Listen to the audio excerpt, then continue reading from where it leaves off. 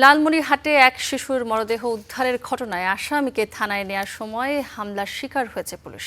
ভাঙচুর হয়েছে অভিযুক্ত ব্যক্তির বাড়ি এবং পুলিশ ডিসিএসপির গাড়িতে।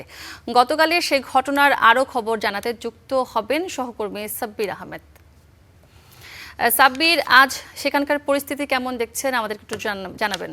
সূচনা লালমনিরহাটের আদিতবাড়ি উপজেলার ভেলাবাড়িতে যে প্রথম শ্রেণী পড়ুয়া যে শিশুটি মার্ডার হয়েছিল, তার মৃত্যুকে কেন্দ্র করে লালমনিরহাট জেলা উত্তপ্ত পরিস্থিতি সৃষ্টি হয়। আসলে এই ঘটনাটি হচ্ছে গত সোমবার এই শিশুটি যখন নিখোঁজ হওয়ার পর নিখোঁজ শিশুটির বাবা নলিনীকান্তে তিনি প্রথম থানায় অভিযোগ করতে আসেন।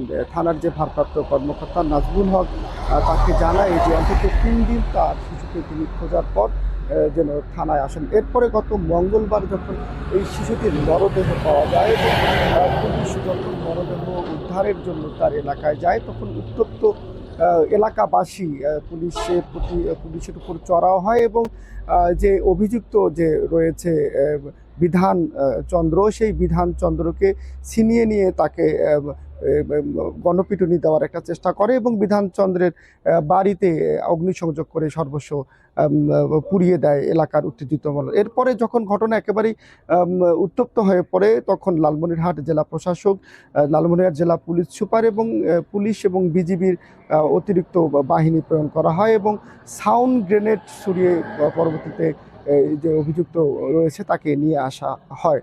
অভিযুক্ত পরিবার জানিয়েছে যে পুলিশ যদি সেদিন প্রথম অভিযোগটি নিতেন, তাহলে হয়তো তার মেয়েকে জীবিত উদ্ধার করা সম্ভব হতো বলে তিনি জানিয়েছেন।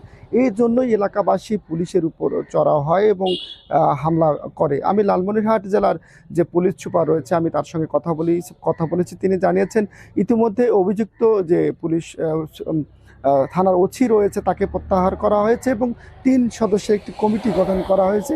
তিনি জানিয়েছেন যে যদি পুলিশের কোনো গাফিলতি থাকে তাহলে তার বিরুদ্ধে পুলিশের যে আইন রয়েছে সেই আইন অনুযায়ী তার বিরুদ্ধে অভিযোগ করা হবে, তার বিরুদ্ধে ব্যবস্থা নেওয়া হবে।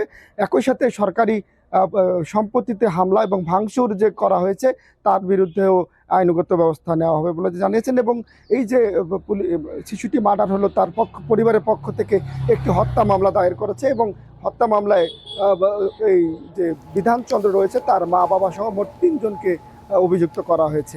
এই হচ্ছে লালমনিরহাটের যে শিশুটি হত্যার মামলার সর্বশেষ। সাব্বির, আপনাকে ধন্যবাদ।